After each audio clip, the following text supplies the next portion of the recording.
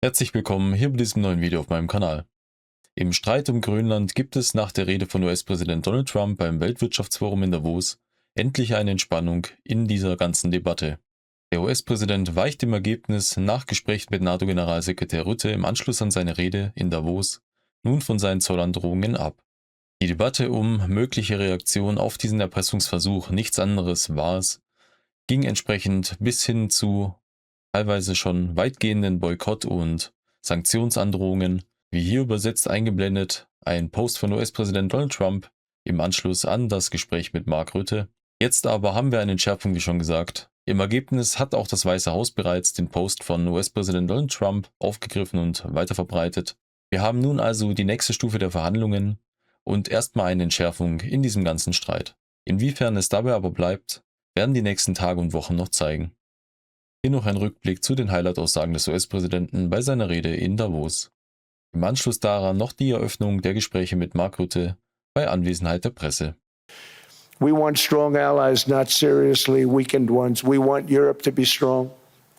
Ultimately, these are matters of national security, and perhaps no current issue makes the situation more clear than what's currently going on with Greenland. I have tremendous respect for both the people of Greenland and the people of Denmark, tremendous respect. But every NATO ally has an obligation to be able to defend their own territory. And the fact is, no nation or group of nations is in any position to be able to secure Greenland other than the United States. We're a great power, much greater than people even understand. I think they found that out 2 weeks ago in Venezuela. We saw this in World War II, when Denmark fell to Germany after just 6 hours of fighting and was totally unable to defend either itself or Greenland.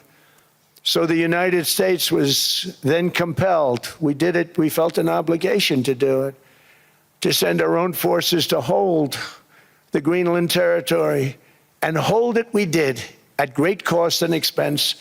They didn't have a chance of getting on it, and they tried. Denmark knows that.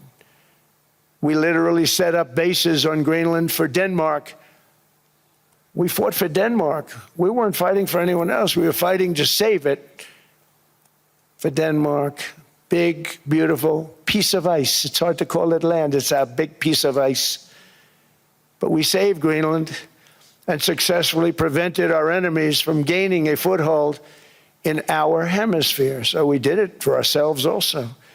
And then after the war, which we won it big. Without us, right now you'd all be speaking German and a little Japanese, perhaps.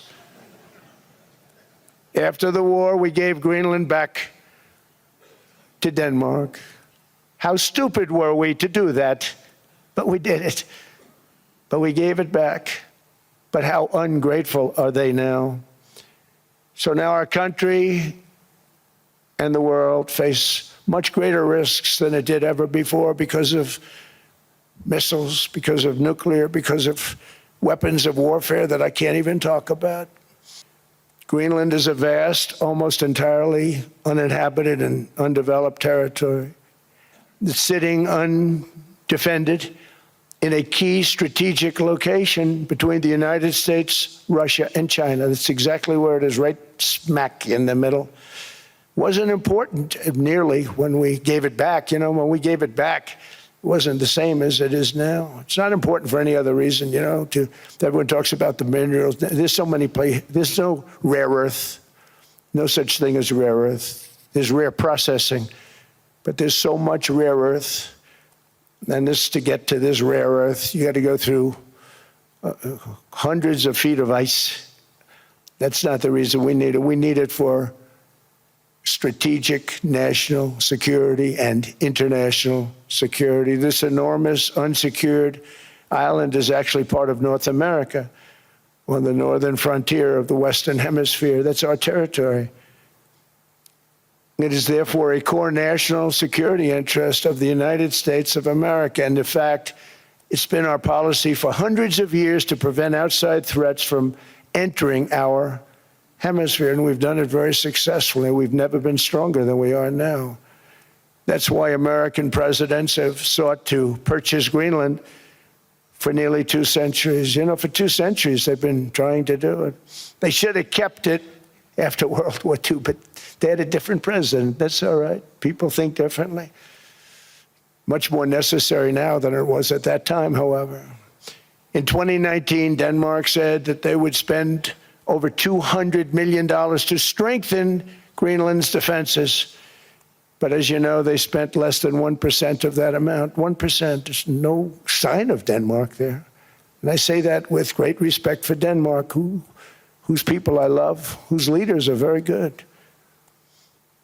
It's the United States alone that can protect this giant mass of land, this giant piece of ice, develop it and improve it and make it so that it's good for Europe and safe for Europe and good for us. And that's the reason I'm seeking immediate negotiations to once again discuss the acquisition of Greenland by the United States, just as we have acquired many other territories throughout our history, as many of the European nations have. They've acquired, there's nothing wrong with it. Many of them, some went in reverse, actually, if you look. Some had great, vast wealth, great, vast lands all over the world. They went in reverse. They're stuck back where they started. That happens too. But some grow. But this would not be a threat to NATO. This would greatly enhance the security of the entire alliance, the NATO alliance. The United States is treated very unfairly by NATO. I want to tell you that. And when you think about it, nobody can dispute it. We give so much and we get so little in return. And I've been a critic of NATO for many years. And yet I've done more to help NATO than any other president by far, than any other person. You wouldn't have NATO if I didn't get involved in my first term. What does the United States get out of all of this work, all of this money, other than death, destruction, and massive amounts of cash going to people who don't appreciate what we do? They don't appreciate what we do. I'm talking about NATO, I'm talking about Europe. They have to work on Ukraine. We don't. The United States is very far away. We have a big, beautiful ocean separating us. We have nothing to do with it. Until I came along, NATO was only supposed to pay 2% of GDP, but they weren't paying. Most of the countries weren't paying anything. The United States was paying for virtually 100% of NATO. And I got that stopped. I said, that's not fair. But then more importantly, I got NATO to pay 5%, and now they were paying, and now they are paying. So something nobody said was possible. They said, we will never go up higher than 2%. But they went to 5%, and now they're paying the 5. They didn't pay the 2, and now they're paying the 5. And they're stronger for it, and they have an excellent, by the way, Secretary General, who's possibly in the room. Mark, are you here? Yes, he's here. Hello, Mark. We never asked for anything, and we never got anything. We probably won't get anything unless I decide to use excessive strength and force, where we would be, frankly, unstoppable. But I won't do that. Okay? Now everyone's saying, oh, good. That's probably the biggest statement I made, because people thought I would use force. I don't have to use force. I don't want to use force. I won't use force. All the United States is asking for is a place called Greenland, where we already had it as a trustee, but respectfully returned it back to Denmark not long ago after we defeated the Germans, the Japanese, the Italians, and others in World War II. We gave it back to them. So what we have gotten out of NATO is nothing, except to protect Europe from the Soviet Union and now Russia. I mean, we've helped them for so many years. We've never gotten anything, except we pay for NATO. And we paid for many years until I came along. We paid for, in my opinion, 100% of NATO because they weren't paying their bills. And all we're asking for is to get Greenland, including right title and ownership, because you need the ownership to defend it. You can't defend it on a lease. Number one, Legally, it's not defensible that way, totally. And number two, psychologically, who the hell wants to defend a license agreement or a lease, which is a large piece of ice in the middle of the ocean where if there is a war, much of the action will take place on that piece of ice. Think of it. Those missiles would be flying right over the center of that piece of ice. All we want from Denmark for national and international security and to keep our very energetic and dangerous potential enemies at bay is this land on which we're going to build the greatest golden dome ever built. We're building a golden dome that's going to, just by its very nature, going to be defending Canada. Canada gets a lot of freebies from us, by the way. They should be grateful also, but they're not. I watched your Prime Minister yesterday. He wasn't so grateful. But they should be grateful to us. Canada lives because of the United States. Remember that, Mark, the next time you make your statements. What we did for Israel was amazing, but that's nothing compared to what we have planned for the United States, Canada, and the rest of the world. We are going to build a dome like no other. We did it for Israel. And by the way, I told Bibi, stop taking credit for the dome. So other presidents have spent, whether foolishly or not, trillions and trillions of dollars on NATO and gotten absolutely nothing in return. We've never asked for anything. It's always a one-way street. But now what I'm asking for is a piece of ice, cold and poorly located, that can play a vital role in world peace and world protection. It's a very small ask compared to what we have given them for many, many decades. But the problem with NATO is that we'll be there for them 100%. But I'm not sure that they'd be there for us. If we gave them the call, gentlemen, we are being attacked. We're under attack by such and such a nation. I know them all very well. I'm not sure that they'd be there. I know we'd be there for them. I don't know that they'd be there for us. So with all of the money we expend, with all of the blood, sweat, and tears, I don't know that they'd be there for us. They're not there for us on Iceland, that I can tell you. I mean, our stock market took the first dip yesterday because of Iceland. So Iceland's already cost us a lot of money. So we want a piece of ice for world protection, and they won't give it. We've never asked for anything else, and we could have kept that piece of land, and we didn't. So they have a choice. You can say yes, and we will be very appreciative, or you can say no, and we will remember. A strong and secure America means a strong NATO. And that's one reason why I'm working every day to ensure our military is very powerful, our borders are very strong, and above all, our economy is strong because national security requires economic security and economic prosperity, and we have the greatest that we've ever had. Just briefly, what I just wanted to say again, as I did this morning when I was in a panel, I want to thank you again for what you did since coming in January, Trump 47. Basically getting the Europeans and Canada to really step up, and that led to the enormous success we had in The Hague with the 5%, which is crucial to defend ourselves and to also equalize with what the US is paying. This was a problem already there since Eisenhower. I always tell the Europeans, you're completely committed to NATO, but there is also that one irritant, and that is this factor, that the Europeans were not paying the same as the US was paying. And we solved it, and this is crucial also because we need the money to protect ourselves.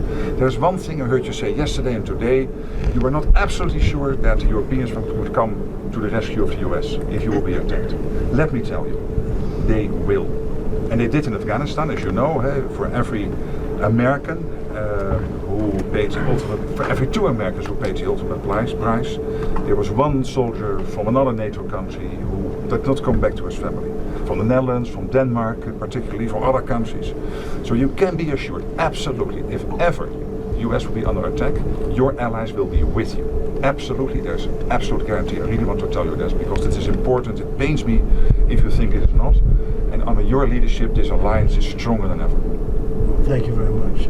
great compliment. Any questions? Mr. President, the Danish foreign minister rejected your call to negotiate on Greenland. What will those... I didn't call him. No, sorry. The Danish foreign minister rejected what you said in your speech, that you were hoping to negotiate to acquire Greenland, essentially saying that this is not something that they are willing to discuss. So what will those negotiations Well, they look didn't like? tell me that, so when they tell me, because I don't like getting it secondhand, if he wants to tell me, he'll tell me that to my face. And when will you be discussing this? I have no idea. When you said you I'll would be discussing it with this man right here. Mr. President, He's frankly more important. Mr. President, when you said you would remember if Denmark did not agree to a deal on Greenland, what did you mean? What are the consequences? You'll have to figure that out for yourself. You're a smart guy. Mr. President, do you see a price for Greenland that's reasonable? I could see that, yeah. Like, how would you calculate I that? could see that, but there's a bigger price, and that's the price of safety and security and national security and international security, having to do with many of your countries. Mm-hmm. That's really the price, and that's the big price. And as you know, we're doing the Golden Dome. It's going to be very expensive, and it's better if we have Greenland than it is without. It's going to be safer. It's going to be stronger. It's going to be better for Europe, and it's going to be better for us. And so we'll see what happens. Any other question? What, is it reassuring to hear the NATO Secretary General say NATO will defend the United States if it comes under attack? Well, I hope that that's true. I mean, he's a good man. He's never lied to me before. You know, we've had a good relationship, and he made that statement. That's nice. I mean, I just, you know, when I see what's happening with Greenland, I wonder, because I want Greenland for security. I don't want it for anything else. We have so much rare earth. We don't know what to do with it. We don't need it for anything else. And in terms of Greenland, you know, you have to go 25 feet down through ice to get it. It's not something that a lot of people are going to do or want to do.